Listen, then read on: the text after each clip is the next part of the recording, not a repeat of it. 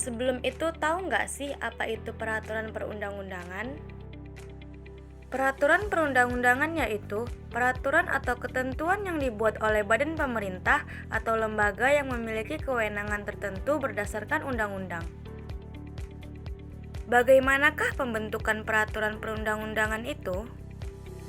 Pembentukan peraturan perundang-undangan adalah pembuatan peraturan perundang-undangan yang mencakup tahapan perencanaan, penyusunan, pembahasan, pengesahan atau penetapan, dan pengundangan. Terdapat dua aspek dalam pembentukan peraturan perundang-undangan. Yang pertama, aspek material atau substansial adalah aspek yang berkaitan dengan isi dari suatu peraturan perundang-undangan.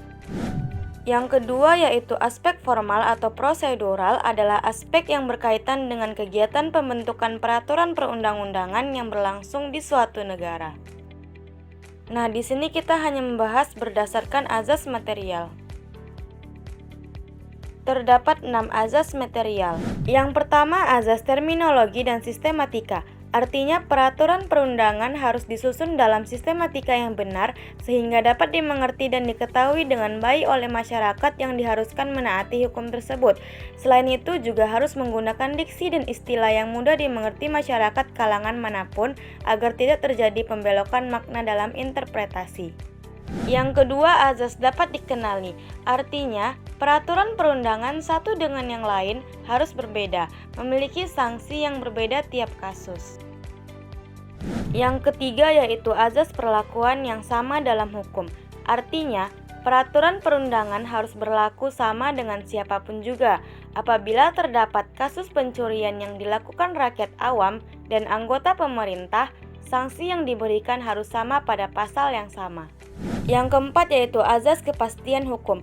Adalah azas dalam negara hukum yang mengutamakan landasan peraturan perundang-undangan, kepatutan, dan keadilan dalam setiap kebijakan penyelenggara negara.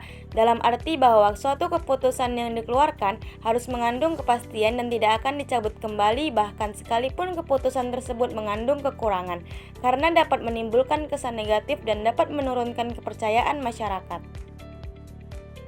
Yang kelima yaitu azas pelaksanaan hukum sesuatu keadaan individual. Azas ini bermaksud memberikan penyelesaian yang khusus bagi hal-hal atau keadaan-keadaan tertentu sehingga peraturan perundang-undangan dapat memberikan jalan keluar bagi masalah-masalah umum juga masalah-masalah khusus.